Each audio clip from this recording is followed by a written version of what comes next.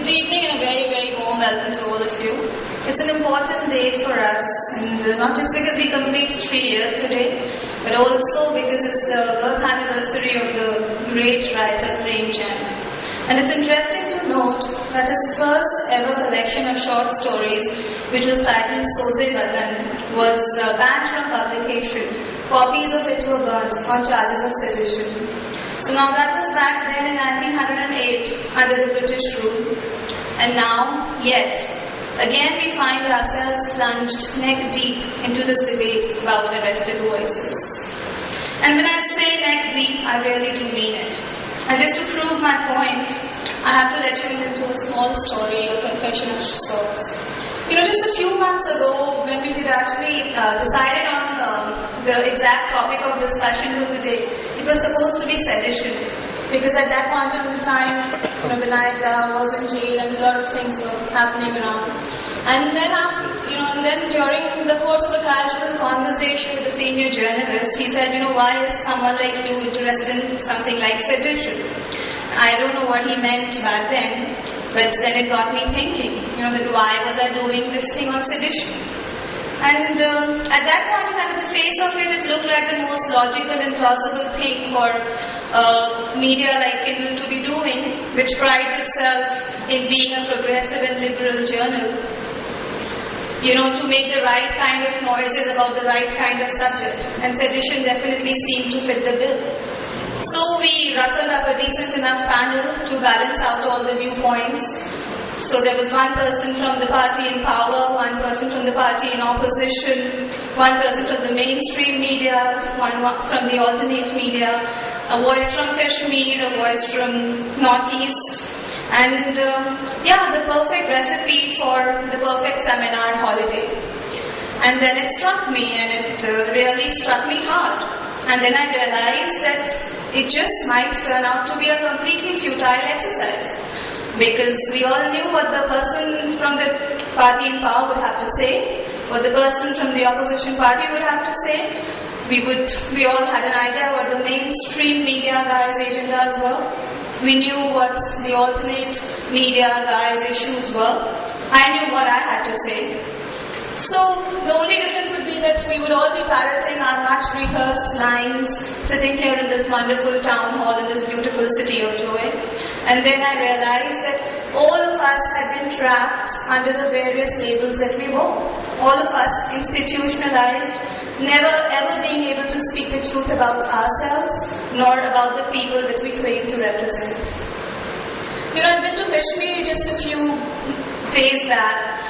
And when I was there, I was searching for the stories which were already in my head. Because these were the stories which had been fed to me by the institutions that I seemed to believe in.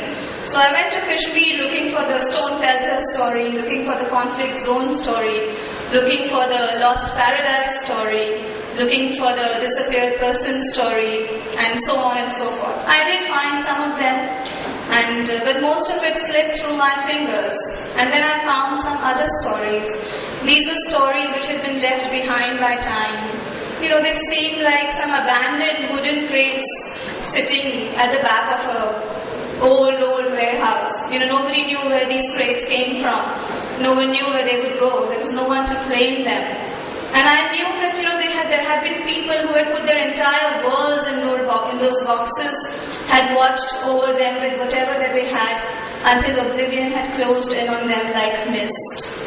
So when I came back, I was unable to come out with a single journalistic story. All I could come out was with a poetry, ambiguous, short lines, suspended dots, with an incredible need to stretch out of a certain box, with an incredible need to stretch out of a certain framework of ideas, with an incredible need to stretch out of its yet limited world. So my Kashmir story had to go through an incredible churning. I had to go through a fundamental churning of sorts. And then I realized that I had to be off this diet of dainty tidbits and had to be completely omnivorous. Had to literally swallow up the earth, drink up the whole sea before I could come up here and start making some sense. So thus the debate on sedition gave way to the debate on arrested voices in my mind. Because I realized that there are voices not just stifled by the government, is stifled by all the institutions that our so-called democracy has created.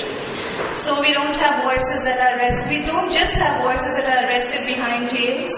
We have voices that are arrested behind the traps of the government. We have voices arrested behind the traps of various NGOs, arrested behind the traps of being the opposition, arrested behind so many ideologies, so many dogmas, so many rhetorics. So we have all kinds of traps. They come in all shapes and sizes, all kinds of materials and colors, visible and invisible ones. So we are a republic of traps, where freedom is only the song of the caged bird. Thus, the case of arrested voices cannot be an open and shut case, and it certainly isn't merely about sedition. Just a few days back, I had interviewed Arundhati Roy and I asked her take on sedition. And she said, this is so obsolete, it's just not worth getting exercised over. And I completely agree. As far as sedition is concerned, there is no debate over here as far as we are concerned. The larger debate lies somewhere else. The larger debate lies not just in questioning our constitution, but in questioning all these institutions that we've created for ourselves, and in understanding how they constrict our movements and how they maintain the status quo within the larger framework of our democracy. And just to elucidate, how this so-called freedom of ours is such a trap, this free media that we keep on calling, I would like to give an example here. And an example which should leave little doubt in people's minds. So I'd like to speak about America, which we all consider as the symbol and messiah of freedom today all over the world. So the New York Times, it says the most liberal newspaper in the country, the third largest circulated daily, and yet the country remains overwhelmingly conservative in its politics. People don't subscribe to New York Times to read its editorials. If they read, they probably don't just trust them, because who would if the front page said something and the editorial quite another. So you will notice that in the Western world, meaning probably almost entirely the whole world today, there is no apparent censorship of views. Whereas in the communist countries, or whatever remains of that, the society runs on censorship. Why is it so that if according to me, the conservative, meaning here the Western societies, are so morally inept, they can survive so well? Why is it that America, for example, is not facing the bloody revolution? So, that's where information overload and this freedom has its uses, so-called freedom. This is a tool that the power uses to convince people that all the views are allowed, all freedom is present. Look at our free media, and so everyone is free. So what need for any structural change? There's a huge psychological and moral contentment attached to such a philosophy. The obligations to educate are less on the part of the media, since everything is taken off automatically with a little bit of everything. And the need to be agitated are less on part of the civic society, because everyone gets what they want.